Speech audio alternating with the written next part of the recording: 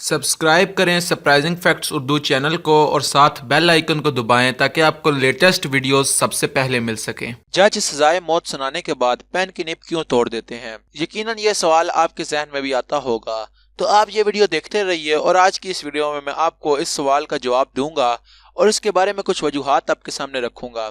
आप देख रहे हैं सरप्राइजिंग फैक्ट्स उर्दू, तो चलें शुरू करते हैं।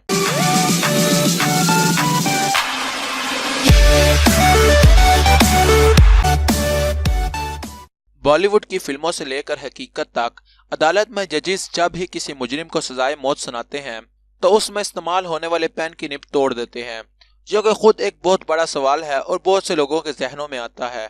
तो चले मैं आपको इसका जवाब देता हूँ।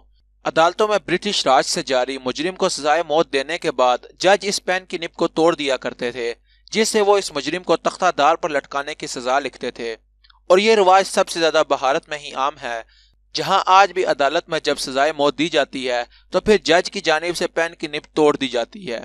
तो आइए पेन की निब तोड़ने की चंद वजूहात जानते हैं। जज की जानिब से सजाए मौत की सजा के बाद पेन की निब इसलिए तोड़ी जाती है कि वो पेन जो किसी की जिंदगी के खात्मे की वजह बने, अब वो पेन किसी और दूसरे काम के लिए इस्तेमाल नहीं होना चाहिए, इसलिए इसको तोड़ दिया जाता है।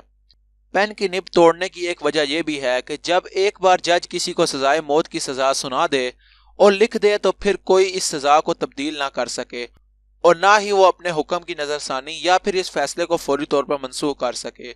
अगर वो चाहे भी तो वो ऐसा नहीं कर सकता।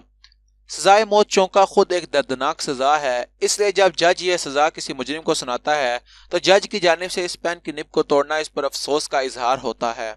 सजाए मौत के बाद पेन की निब इसलिए भी तोड़ दी जाती है कि जज दोबारा इस खूनी पेन जो कि किसी की मौत का सबब बना हो से दूर रह सके और अपने दिए गए हुक्म पर कभी नादिम ना हो, क्योंकि जो उसने किया वो कानून के मुताबिक था।